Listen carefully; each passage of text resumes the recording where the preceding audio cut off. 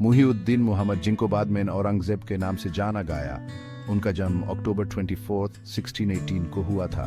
उनका जन्म दाहोद में हुआ था, जो आज के गुजरात, इंडिया में है। औरंगजेब के दादा माइटी एम्परर अकबर थे।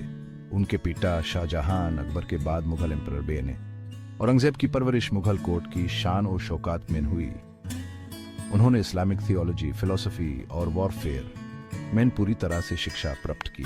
छोटी उम्र से ही औरंगजेब तेज दिमाग, मिलिट्री अक्यूमेंट और एक गंभीर रिलीजियस व्यक्तित्व का प्रदर्शन करते थे।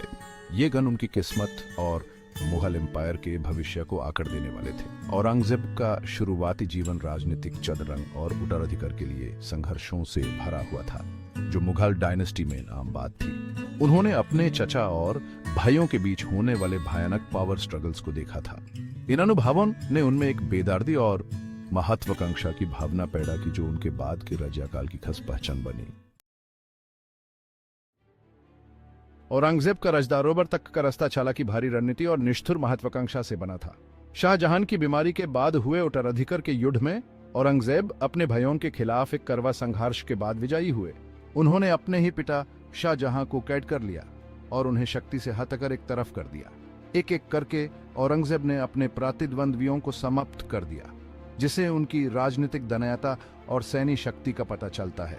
उन्होंने अपने बड़े भाई दरा शिकोह को मौत की सजा दे दी, जो अपने पिता के प्रिय थे। एक और भाई मुराद बख्श युद्ध में हार गया और बाद में औरंगजेब के आदेश पर मार दिया गया। शाह शुजा, जो रजदारोबर के एक और दावेदार थे, बंगाल भाग गए, लेकिन आखिरकार उन्हें भी हार मिली और वे गायब हो गए। 1659 तक औरंगजेब ने छठे मुगल एम्परर के रूप में अपनी स्थिति मजबूत कर ली थी। उन्होंने आलमगीर की उपाधि धारण की, जिसका अर्थ है विश्व विजेता। औरंगजेब का शासन, जो करीब 5 दशक तक चला, क्षेत्रीय विस्तार से चिन्हांकित था। उनके सैन्य अभियानों ने मुगल शासन को दक्षिण भारत में पहुंचा दिया। देक्कन क्षेत्र औरंगजेब के महत्वाकांक्षाओं का प्रमुख लक्ष्य बन गया। औरंगजेब की सेनाओं को स्थानीय शासकों से कड़े प्रतिरोध का सामना करना पड़ा। छत्रपति शिवाजी महाराज के नेतृत्व में मराठाओं ने मुगल प्रधानता को चुनौती दी। मराठाओं के साथ लंबा संघर्ष मुगल संसाधनों को निचोड़ता रहा। औरंगजेब ने प्रशासनिक सुधारों को लागू किया और राजस्व संग्रह पर ध्यान केंद्रित किया। उन्होंने मनसबदारों को नियुक्त किया। सेक्शन 4, एक शासक का धर्म। औरंगजेब की रिलीजियस नीतियां। औरंगजेब एक रिलीजियस मुस्लिम थे और उनके रिलीजियस विश्वास ने उनकी नीतियों को प्रभावित किया।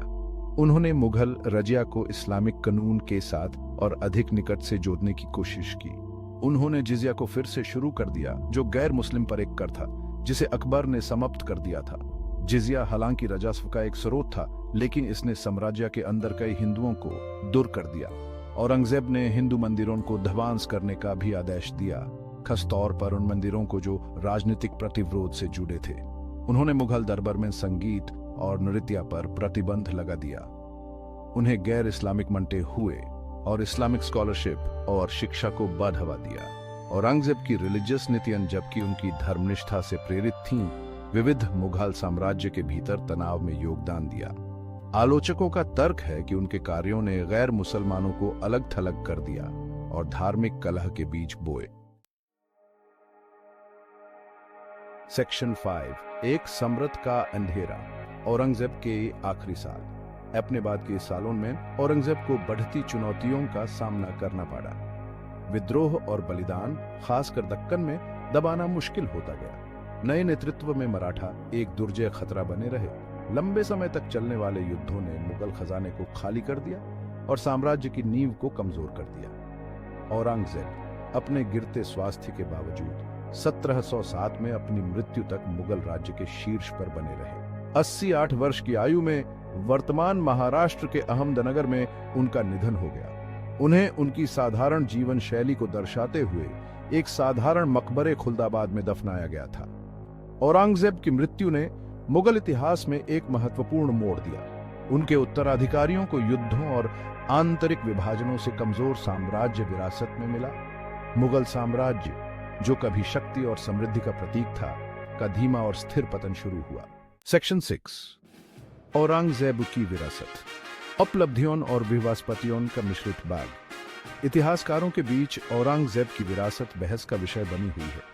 वह एक जटिल व्यक्ति थे, एक धर्मनिष्ठ मुस्लिम शासक जिन्होंने मुगल साम्राज्य का विस्तार किया। उनके शासनकाल में प्रशासनिक सुधार और इस्लामी धर्मपरायणता पर ध्यान केंद्रित किया गया। हालांकि औरंगजेब की धार्मिक नीतियों की आलोचना की गई है।